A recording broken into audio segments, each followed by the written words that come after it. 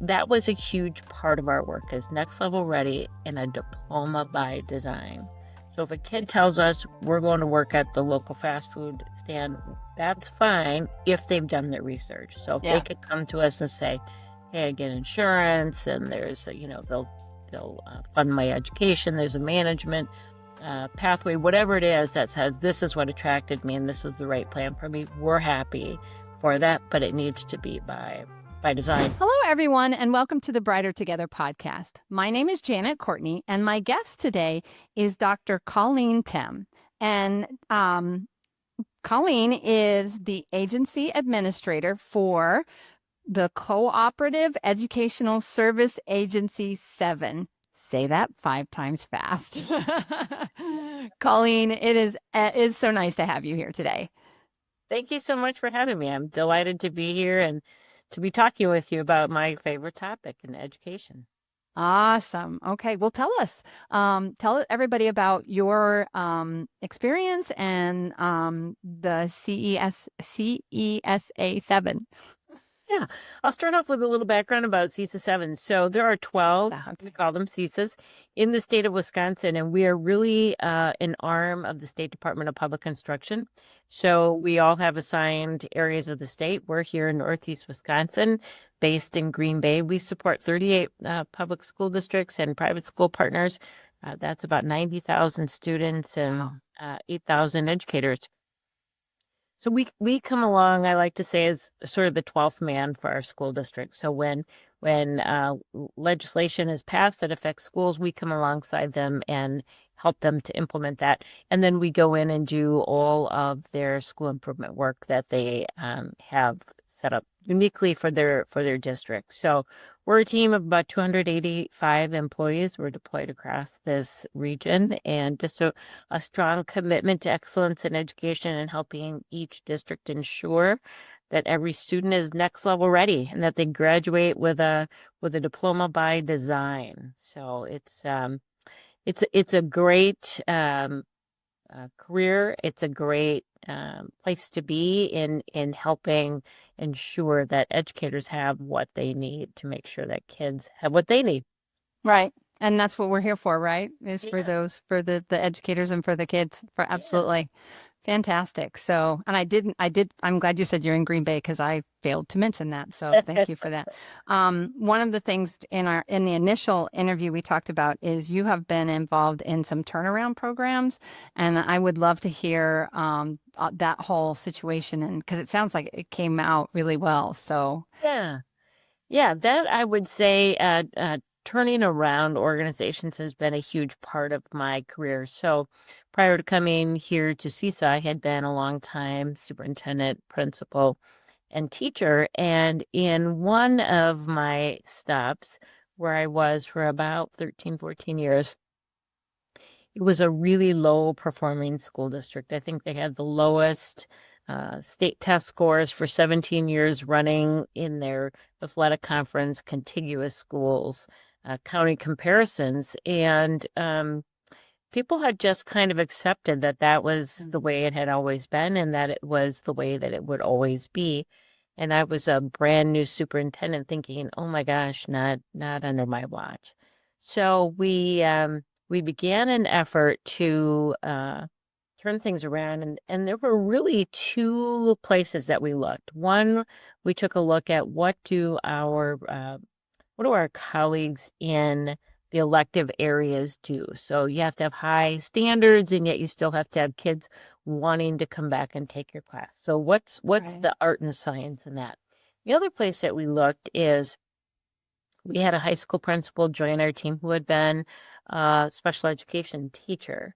And he had really specialized in helping to make sure that each student had a really rich transition plan, and that was embedded with a lot of opportunities for students to really explore who they were, what they were interested in, and then get out and do job shadowing and mock interviews and apprenticeships. And so they had all these real life experiences with all of these wonderful mentors beyond the school doors to help them decide who they wanted to be, how they wanted to, what path they wanted to follow to become that.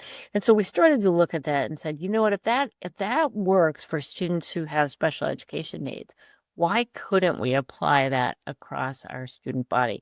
And so we really started to embed and be very purposeful from about fifth grade on, helping kids to really explore what they were interested in, what they thought they were good at, what they could see themselves doing every day that it didn't feel like work, that they were going to, and then began to apply those principles across the board for schools. And it did. By the time I left that district, out of 425 school districts in the state of Wisconsin, we were the 54th highest Nice. school district in the state. So, You reestablished hope. You gave those oh kids hope. gosh, 100%. And that Wow. that was so interesting to me, was to see exactly what you're talking about, was the hope that I could see it in the parents. I could see it in the grandparents and the aunts and the uncles. I saw it in the kids. I saw it in the staff. And in that hope and that belief in what was possible was what I think really, once I knew that was present, I knew we had turned the corner and that we weren't going to go back to the way Yeah. it had been. Yeah. Yeah. It makes it easier if you do move on to know that, you've made a difference and it's not going to just slip all back. That's Right. fantastic. When Yeah. you generational changes, that's fantastic. Yeah. Yeah. Yeah.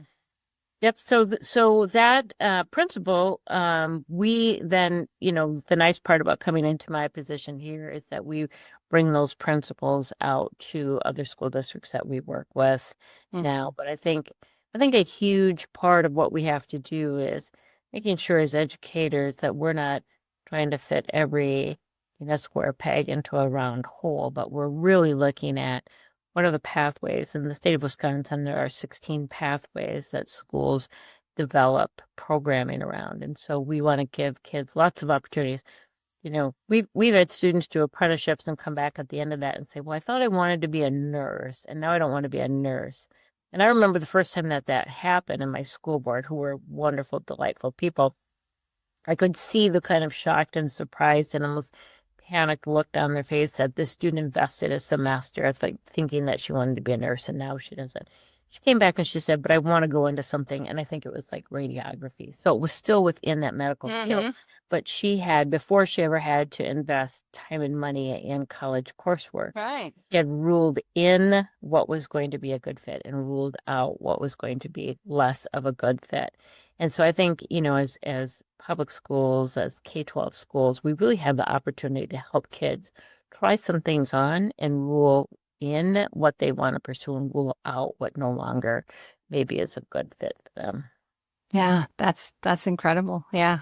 And it gives them an opportunity to see and be ready for what's next. Yeah, I think that readiness is so critical from every grade level. As soon as a student walks through our doors, we want to make sure they're next level ready. But especially when I was in the district that was low performing, when the kids would go across the stage, it was a small district, so they would introduce, this is Colleen Timm, and she's the daughter of so and so, and she's going to go to school here, and this is what she's going to study. Well, 13% of our population at that time said undecided. And I was middle school principal in the district at that time, and I remember just feeling kind of, panic, like these kids just walk across the stage. They should know they're going to work, they're going in the military, here they're going to school, and they didn't yet have a plan. So that was a huge part of our work, as next level ready and a diploma by design. So if a kid tells us we're going to work at the local fast food stand, that's fine if they've done their research. So if Yeah. they could come to us and say, hey, I get insurance, and there's they'll fund my education, there's a management pathway, whatever it is that says this is what attracted me and this is the right plan for me, we're happy for that, but it needs to be by design. And we've brought a lot of that work here to CESA. So we 3 years ago launched a youth apprenticeship program I'm really happy and very proud of our staff, proud to say that we're the fastest growing consortium in our state with that. And Nice. I'm especially proud to tell you that we have the highest percentage of students with an IEP who complete an apprenticeship. And so I just think, it shows that in our region in the state, we're doing a really good job for all kids, helping make sure whether it's the kid that wants to be an accountant, kid that wants to go into diesel mechanics and everything in between and around that we are helping kids figure out who they are, what kind of lifestyle they want to support, what kind of hours, where they want to live, and having that be a good fit so they truly are next level ready when they go across the stage and collect their diploma. Nice. Yeah, because boy, I'll tell you, life is going to happen to you whether you have a plan or not, right? We all know that, right? Yeah. And I think, one of the things that I've seen in this region of the state, we have seen, um, manufacturers close up and move to other states or move to other countries. And so I always want to make sure that our students have a good foundation so that if life happens and life changes and the environment around you changes, that you have a strong foundation to fall back on to say, okay, here's where I get up, pick myself up, and I have these skills and I have this training, I have this background, I have this knowledge of who I am to persist through whatever those challenges are. Because just as you're saying, life's going to happen. Those things are going to happen to people. And at all ends of the spectrum, in all career areas, we want kids to be able to persist through so that they are successful adults for the long haul. Yeah. So what would you say that right now that you feel is your biggest challenge in in your job or in what you're doing? What do you feel like is the thing that you're facing that you're trying to solve currently? Well, I think always, confidence in education, confidence in our public schools. I think, the work that I've been engaged with, the work that we're doing, I think locally people know this is great. My son or daughter never thought they were going to go to school or didn't know what they wanted to be. And, and they can tell all these great success stories. And so I think people at a local level can see and understand the value of the schools and their family and in their community. But I think, working to restore back some faith in education and some faith that we're a good partner. Here where we have 1,700 students that are working in youth apprenticeships this year, we have over 1,000 business partners. We work with the chambers of commerce. We work with all kinds of service organizations. And our kids earned over $10 million that they, a lot of them put right back into the community. Wow. So we are an important cornerstone to our communities, to our workforce, and I think helping people to see that, because I think that also impacts who we get into the teaching Mm, field. And I hmm think that is so critical. You know, when 35 years ago, when I came into teaching, there were 325 people applied for my job as a secondary English teacher. Today, we can post that and not have any applicants. So that for a crazy. variety of reasons, we really need to turn this corner and shed a light on all these great things that are happening in schools and how we really are. I mean, I feel very proud of that work. I can lay my head on my pillow at night and feel confident that we are doing well by students to make sure they're next level ready. Yeah, that's fantastic. That is it. Excuse me. Had a little frog. um, it's work that is generational changing. It is work that is world changing, and we do it one, two, three students at a time. So how do you attract partners? How do you attract leaders in outside of education into what you guys are doing? What is your method for? Because I know there's a lot of a lot of businesses out there that could benefit from this, and a lot of other districts and schools that are trying and aren't maybe being as successful as you guys are. So how do you get them to buy in, and how do you get them to allow the students to come? Because not everybody's gonna want that, right? Or don't Absolutely. think they want it. Right. And, just like we're trying to attract teachers into the field, many of our business partners are also looking for how to attract and retain talent. And so this has been a good partnership for them. So what we are seeing happen is that businesses will give students a chance where at one time early in my career, they weren't quite as interested in that because it takes some time. Yeah, it's an investment. Yeah. Oh, Mm-hmm. right, it is an investment. Um, but they're willing to do it now because they understand, and we're seeing this more and more, that if a student is successful in their environment, they will say, when you graduate, you're going to have a job, or we want you to go to this particular school and pursue this particular certification, and then we'll have a job, or they'll do both together. So people are really understanding this is a pipeline. One of our big medical centers in the area retains 88% Wow. of the students who complete youth apprenticeship in their area in some way, shape, or form. It may be in business, it may be in technology, it may actually be in one of the medical jobs themselves. But so people are seeing this. The other thing is that through a grant with our workforce development, we actually place what is called a coach in our schools. So for every certain number of students they have, one of our employees is actually boots on the ground, working with the staff, working with students, working with parents, and they're that liaison with the business. And I remember back when I was superintendent of the district and we were doing this, we had a student who had an IEP, and he was picking up on the work a little bit more slowly than the employer wanted him to, and had contacted the school and said, we're just not sure this is going to work. Well, the beauty of what we do is we deployed then a team of people that went out and met with their team. What is it that the student needs? And then let's put a plan together so that this student can do this. And to the best of my knowledge, that young man, grown man now, is Yeah.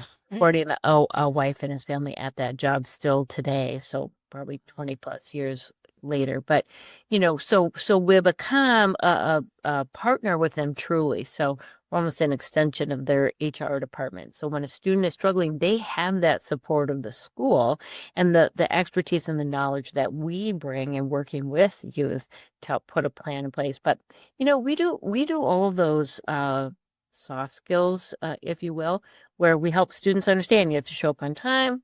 You have to pull up your pants. You may have to cover your tattoo.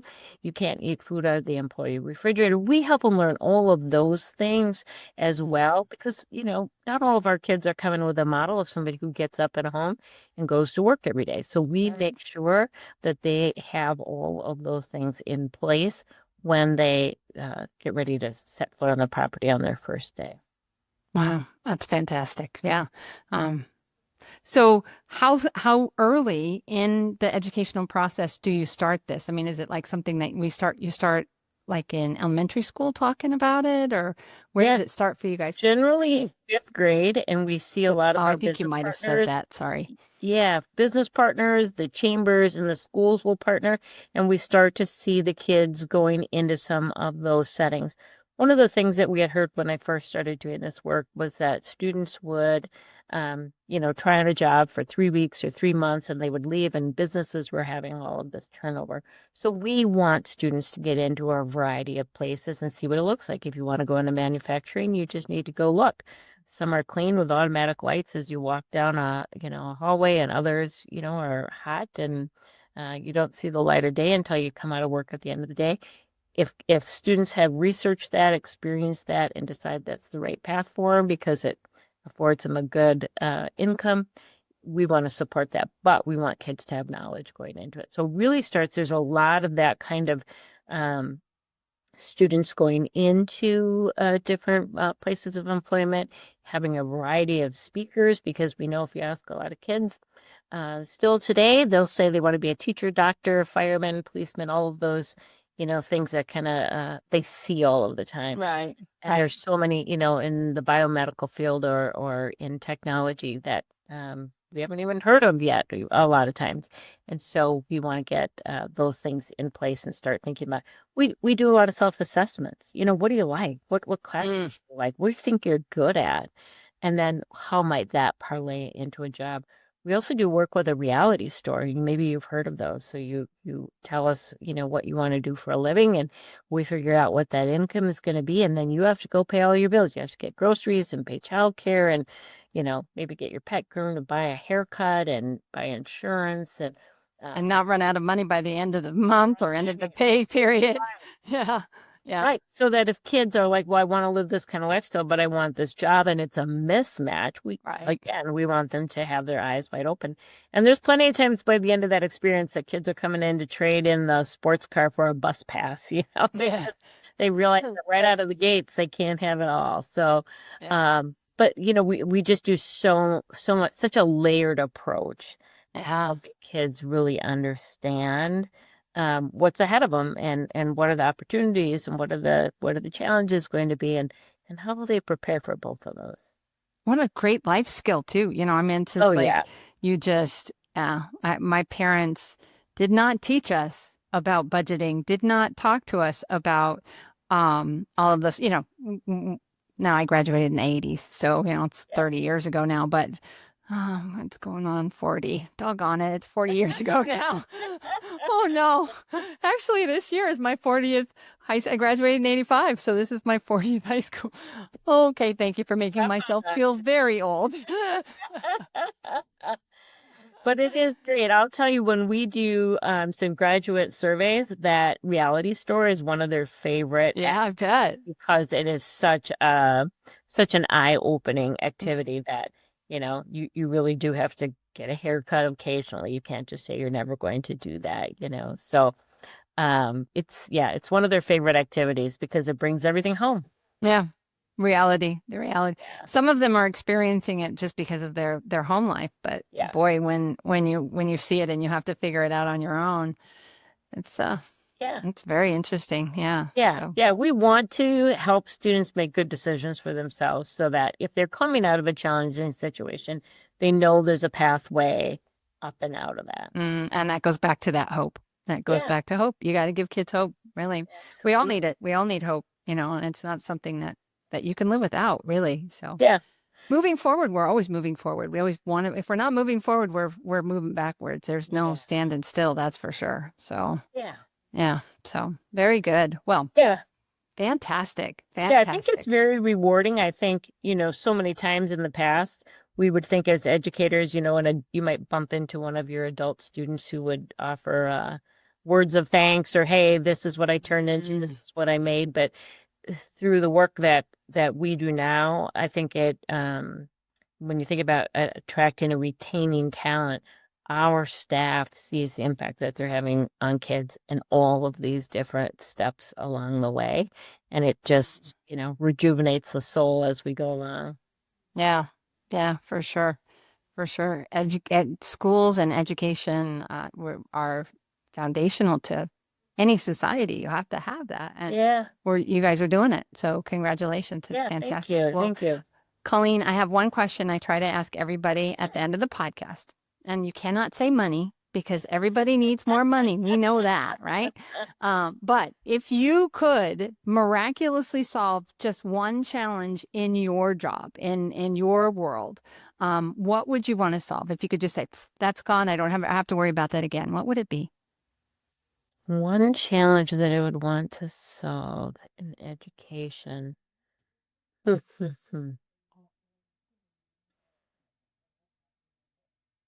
One of the things, so I'm a mom who lost a child Mm, uh to suicide. And so I think what I would want is for every child to feel loved and mattered in a school. yeah, that's a good And one. that doesn't cost any money to do No, that. it does not. No, it does not. I've said this on a previous podcast, but my son, not this past year, but not January, but a year ago at Christmas time, one of his 18-year-old friend, a couple years behind him in school, took his own life. And we have T-shirts now that say "You are enough." Yeah. Yeah. So my So, license plate, you matter, right? yeah, exactly. Yeah. So I think, Exactly. and I think some of that can come out of the work that we're doing because kids feel seen Mm-hmm. and they feel valued, and they have so many mentors, not only in the school, but outside of the school. Yeah, very good. Colleen, thank you so much for coming on Brighter Together. It was such a pleasure to have you on and to talk about what's happening at CESA 7 and in Green Bay. It's been a pleasure. I see your passion, and I'm just so grateful that you were willing to join us and talk about it. Absolutely. Thank you so much for the opportunity, and thanks for the work that you're doing on behalf of kids across the country. Awesome. Take care.